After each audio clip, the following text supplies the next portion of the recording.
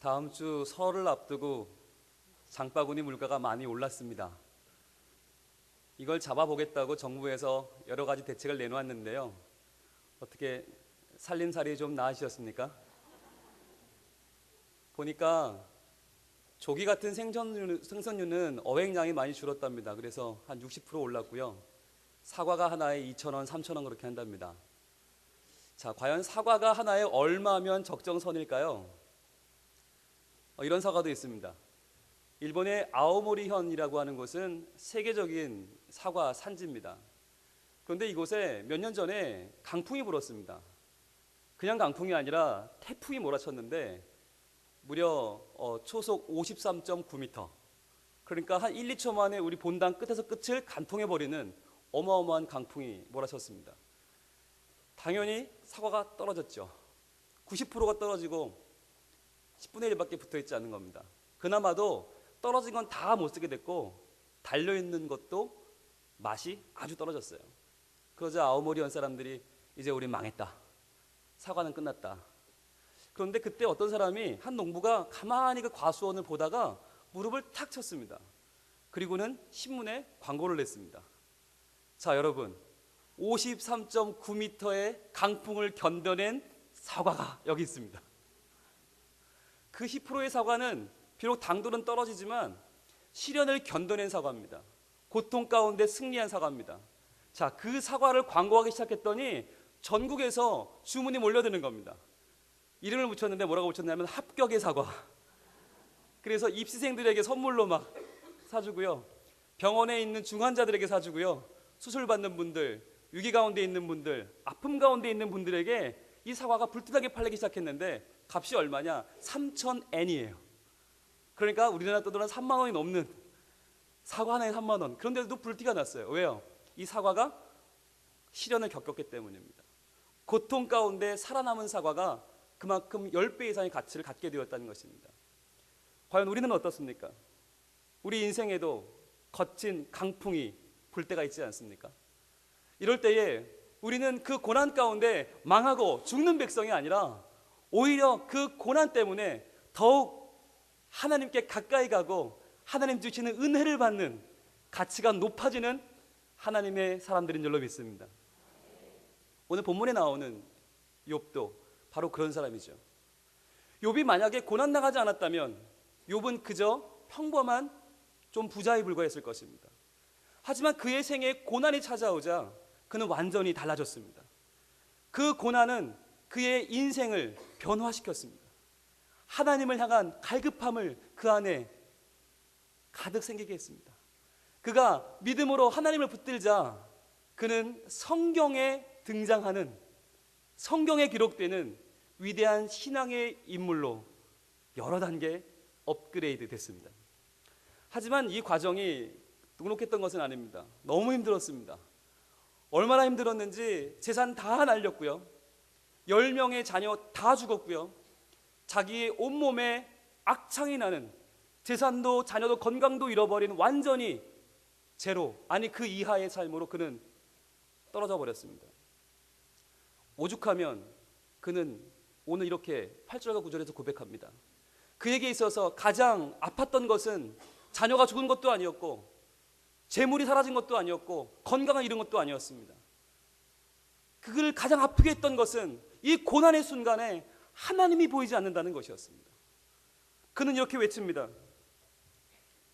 그런데 내가 앞으로 가도 그가 안에 계시고 뒤로 가도 보이지 아니하며 그가 왼쪽에서 일하시나 내가 만날 수 없고 그가 오른쪽으로 돌이키시나 배울 수 없구나. 고통은 우리의 시야를 흐려지게 합니다. 그리고 우리의 시야를 왜곡합니다. 점점 더 문제는 커 보이고 점점 더 하나님은 작아집니다. 분명히 하나님이 내 앞뒤에 계시는데 볼 수 없어요. 내 양옆에서 일하고 계시는데 그분을 볼 수 없어요. 왜? 억울하니까, 너무 아프니까 하나님이 보이지 않는 그 답답한 심경에 그는 빠져버린 것입니다. 그런데 바로 그 순간 그가 인생의 한계의 끝에 다다랐을 때 그는 위대한 인생의 고백을 시작합니다.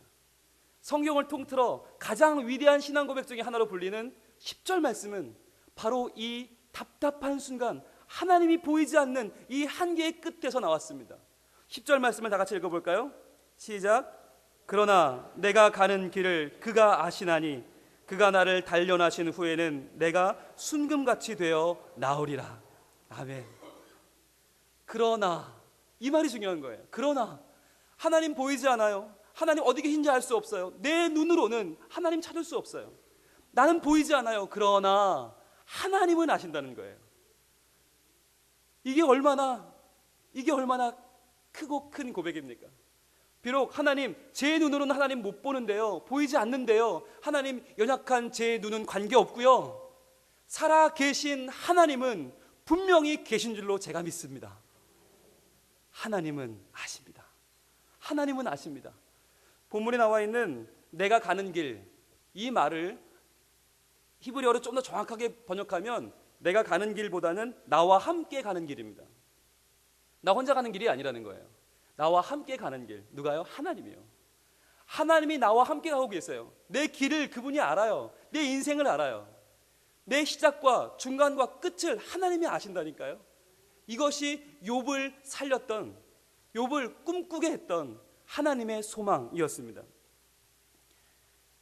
우리에게 있어서도 하나님이 아신다. 이건 얼마나 중요한지 몰라요. 우리가 살아가면서 서운하고 섭섭할 때가 있습니다. 언제입니까? 남들이 내 마음 몰라줄 때입니다. 내 마음은 안 그런데 사람들이 오해를 하는 거예요. 몰라줄 때 참 답답하고 억울해요. 그런데요, 오늘 본문에 보세요. 사람들도 모르고 나조차도 잘 모르는 내 길을 하나님은 분명히 아신다. 그러니까 이 길은 그저 헤매도는 길이 아니라 반드시 끝이 있고 반드시 해결되는 목적지가 있는 의미 있는 길이라고 하는 것입니다. 유대인의 전승 가운데요, 성경에는 안 나오지만 우리에게 깨달음을 주는 많은 글들이 있는데 그 가운데 이런 글이 있습니다. 모세가 하루는 우물가에 앉아 있는데 누가 오더니 물을 막 급히 먹고 갔어요. 그런데 보니까 돈주머니를 떨어뜨리고 갔어요. 두 번째 사람이 와서 보더니 이게 뭐야? 들고 가버렸어요. 세 번째 사람이 와서는 물을 잘 먹고 그 옆에 잠이 들었어요. 자, 그런데 첫 번째 사람이 가다 보니까 내 돈 떨어뜨리고 왔구나. 다시 돌아왔어요. 세 번째 사람이 자고 있으니까 깨웠어요. 그리고 내 돈 내놔, 내 돈 내놔 그랬어요. 세 번째 사람은 본 적도 없는 돈을 어디서 어떻게 줘요? 무슨 돈이야? 화를 냈어요. 싸움이 붙었어요. 근데 그만 첫 번째 사람이 야이 도둑놈아 돈 내놔 하고 때렸는데 세 번째 사람이 죽어버렸어요. 그 순간에 그걸 보던 모세가 하나님께 이렇게 하소연합니다. 하나님, 보셨습니까? 왜 이런 일이 벌어집니까? 첫 번째 사람은 돈도 잃고 살인자가 됐고요, 두 번째 사람은 아무것도 안 하고 돈만 가지고 챙겨 달아났고요, 세 번째 사람은 죄 없이 맞아 죽었습니다. 하나님, 이게 말이 됩니까? 세상에 왜 이렇게 악과 불법이 성행합니까? 하나님, 저는 이해를 못하겠습니다. 그 순간에 하나님이 이렇게 답변을 하셨습니다. 모세야, 이런 일이 있을 때마다 내가 왜 그런지 답을 말해줄 수는 없다. 그러나 이번만은 내가 얘기해 주마. 잘 들어라. 첫 번째 사람은 도둑의 아들이다. 그 아버지가 두 번째 사람의 아버지에게 훔친 돈을 가지고 도망치는 중이었다. 두 번째 사람은 자기 아버지가 물려주기로 한 그 돈을 받으려고 그 돈을 찾아서 지금 헤매에 있는 중이었다. 그들은 받을 것을 받았다. 세 번째 사람은 살인자다. 그는 완전 범죄를 저질러서 누구도 그를 벌하지 못한다. 그는 받을 벌을 받은 것이다. 네가 모른다고, 네가 모르겠다고, 알 수 없다고 함부로 말하지 마라. 모세는 겸손하게 하나님께 무릎을 꿇었다는 이야기입니다. 여러분, 내가 모르는 것 당연합니다. 나라는 존재가 누굽니까? 하늘에서 바라보면 먼지보다 작습니다. 우주에서 바라보면 보이지도 않는 존재입니다. 그러한 내가 뭐라도 되는 것처럼 우리는 내가 모르는 일, 내가 이해 안 되는 일은 악이라고 말하고, 나한테 손해가 되는 일은 이거는 불합리하다고 말하고, 내가 이해 안 되는 일은 이건 말이 안 된다고 쉽게 말해버리지 않습니까? 나는 모르는, 그러나 하나님은 아시는 바로 그 길이 내가 가는 길이라는 것입니다. 나도 한 치 앞을 알 수 없고 나도 내일 일을 알 수 없지만, 그러나 나의 모든 것을 지으셨고 섭리하시고 완성하시는 그 하나님께서 내 길을 아신다는 것은 얼마나 다행한 일이고 얼마나 감사한 일입니까? 나는 모르지만 하나님은 안다고 믿을 때에 비로소 우리의 인생은 어쩌다가 생겨난 우연의 산물이 아니라 하나님이 지금 세밀한 손길로 만들어 가시는 작품임을 알 수 있습니다. 그래서 욥은 10절 중반절에 이렇게 고백합니다. 그가 나를 단련하신 후에는, 지금 내 길을 하나님이 단련하고 계시다는 것입니다. 이 단련은요, 힘듭니다. 때로는요, 불필요해 보입니다. 이렇게까지 할 필요가 있나 싶어요. 여기 앞에 앉아 계신 입교 세례하시는 분들은 여러 번 나와서 세례교육을 이미 받으셨습니다. 어제는 문답도 받았습니다. 오늘은 또 이 세례 입교하기 위해 나와 계십니다. 여러 번 귀찮게 왜 나오라고 합니까? 이 과정이 이분들을 단련시키고 한 단계 더 하나님께로 가까이 가는 과정이 되는 것입니다. 자, 시편 이런 말씀이 있어요. 37편 23절에 여호와께서 사람의 걸음을 정하시고 그의 길을 기뻐하시나니. 자, 하나님이 사람의 길을 정하셨어요. 기뻐하세요. 그럼 어떻게 이어져야 돼요? 그는 강건하나 또는 그는 형통하나 이렇게 이어져야 될 것 같은데 이렇게 24절 이어집니다. 그는 넘어지나. 아니, 하나님이 정하셨는데 왜 넘어집니까? 하나님이 기뻐하는데 왜 넘어집니까? 그런데 괜찮다는 거예요. 왜요? 그 다음에 이렇게 이어져요. 그는 넘어지나 아주 엎드러지지 아니함은 여호와께서 그의 손으로 붙드심이로다. 우리가 넘어지는데 왜 넘어지나? 넘어지지만 아주 엎드러지지 않으면 여호와께서 손으로 나를 붙잡아 주시는 것을 알게 하시려고. 이것이 반복되다 보면 깨닫는 거예요. 아, 나는 넘어질 수밖에 없는 인생이구나. 아, 나는 넘어지고 깨질 수밖에 없는데 내가 아주 엎드러지지 아니하도록 나를 붙잡아 주시는 하나님이 계시구나. 우리는 이러한 단련의 과정을 통해서 나의 주인이 하나님이시고 나의 삶의 인도자가 하나님이심을 알게 되는 것입니다. 그 단련의 결과가 10절 하반절에 이렇게 등장합니다. 그가 나를 단련하신 후에는 내가 순금같이 되어 나오리라. 순금같이 되어 나온다는 것이에요. 이것은 이 단련의 과정이, 이 고난이, 이 아픔이 나를 얼마나 정화시키는지를 보여주는 참으로 감사한 대목이 아닐 수 없습니다. 여러분, 순금은요, 그 가치도 가치지만 순결을 상징합니다. 완전한 성결을 상징합니다. 그래서 성경에서 성막이나 성궤를 지을 때 하나님과 관계된 것들은 전부 순금으로 만듭니다. 적어도 조막목 같은 걸로 만드는 그 증거궤도요, 순금으로 쌉니다. 순금으로 만들든지 순금으로 싸든지. 왜요? 하나님 앞에 가는 것은 성결해야 되니까. 즉 내가 순금같이 되어 나오리라는 고백은 내가 하나님께 인정받고 사람에게 존귀함 받는 영예가 회복될 것이라고 하는 기대와 소망의 고백입니다. 여러분, 금은요, 처음부터 이렇게 금덩어리가 광산에 있는 게 아니라는 건 아시죠? 금의 일부 성분이 돌 안에 들어있어요. 금광석이라고 부릅니다. 금광석을 용광로에 넣고 불을 떼는데 무려 1000도 이상을 떼요. 어마어마한 불을 떼면 그 가운데에서 불순물이 다 가라앉고 떠오르기 시작하고 재하면 그 안에 내용물이 나오는데 처음에 동이 나온답니다. 구리가 나오고 그 다음에는 은이 나오고 그 다음에 금이 나오기 시작하는데 이걸 14번 재련을 하면 14K가 나옵니다. 14K. 금은 금이지만 그걸 또 집어넣습니다. 그리고 4번을 더하면 18K가 나와요.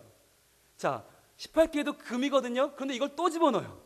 그러니까 금 입장에서 보면 이거 기가 막히죠. 이미 금인데 왜 또 집어넣어요? 저 뜨거운 불구덩이 속으로 또 집어넣어요. 6번을 더 넣어요. 그럼 뭐가 나와요? 24K가 나와요. 순금이 나오는 거예요. 24K란 말은 24분의 24. 순도 99.99999% 완전한 금이란 얘기입니다. 이리 봐도 금이고 저리 봐도 금이에요. 이리 봐도 귀하고 저리 봐도 순결한 것이에요. 하나님께서 고난을 통해 견뎌낸 하나님의 자녀들을 보실 때에 이리 봐도 귀하고 저리 봐도 귀하고 이리 봐도 순결하고 저리 봐도 완전한 하나님의 자녀들로 우리를 인정해 주시겠다는 약속입니다. 이것이 얼마나 감사합니까? 욥은 정말 그런 응답을 받았습니다. 그가 말년에 받은 복은요, 모든 재산을 갑절이나 주셨고요, 그리고 자녀를 처음 10명 죽었죠. 10명 더 주셨어요. 배가 됐죠. 그리고 그는 140세까지 살면서 강건하게 4대까지 후대를 보는 건강을 누렸습니다. 게다가 그가 제일 갈망했던 그 하나님, 앞으로 가도 뒤로 가도 옆으로 가도 보이지 않던 그 하나님을 만났습니다. 자, 욥기 42장 9절은 이렇게 기록합니다. 여호와께서 욥을 기쁘게 받으셨더라. 여호와께서 욥을 기쁘게 받으셨더라. 한계의 끝에서 하나님이 서 계시다가 그 욥을 기쁘게 받아주신 것입니다. 여러분 혹시 어려운 길을 지금 가고 계십니까?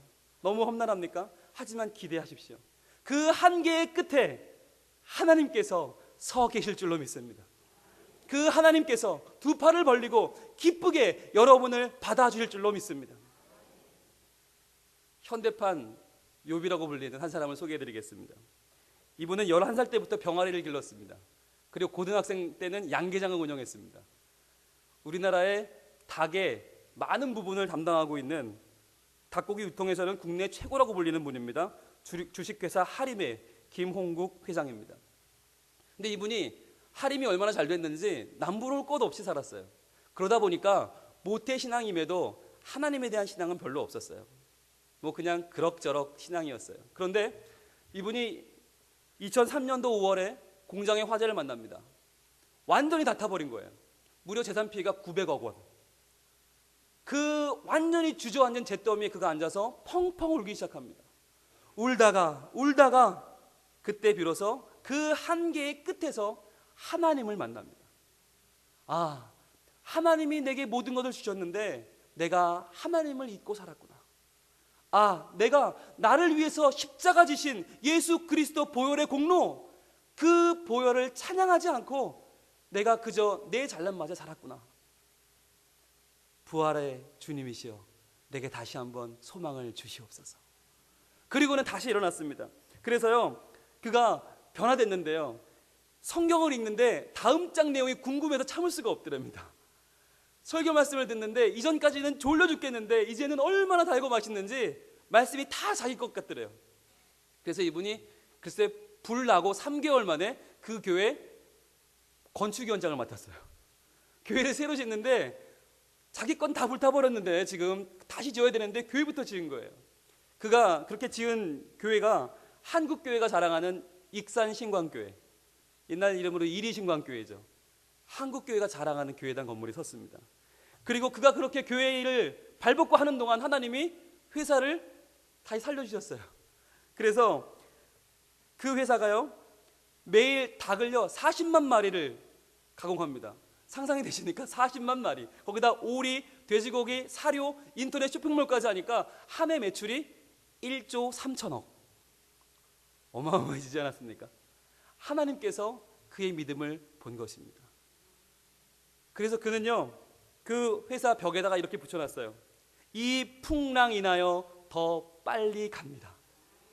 이 풍랑 인하여 더 빨리 갑니다. 찬송가 373장 가사입니다. 고요한 바다로, 그 찬양의 2절 가사, 이 풍랑 인하여 더 빨리 갑니다. 그는 고난을 맞았습니다. 풍랑 가운데 있었습니다. 하지만 그 풍랑은 오히려 그를 하나님께로 더 가까이 이끌어 갔습니다. 오늘 하나님은 우리 동신의 권속들에게도 동일한 은혜를 주시는 줄로 믿습니다. 힘들수록, 어려울수록, 억울할수록 기억하십시오. 하나님은 우리를 지금 그분께로 인도하는 도구로 이 풍랑을 사용하고 계십니다. 풍랑 가운데 좌절하지 말고, 풍랑 가운데 망했다고 하지 말고, 다시 한번 말씀의 힘을 얻어 그 하나님 바라보고 우리의 한계의 끝에서 우리를 기다리고 계시는 그 하나님의 품으로 달려가시길 바랍니다. 그러나 내가 가는 길을 그가 아시나니 그가 나를 단련하신 후에는 내가 순금같이 되어 나오리라. 아멘. 기도하겠습니다. 우리를 사랑하시는 하나님,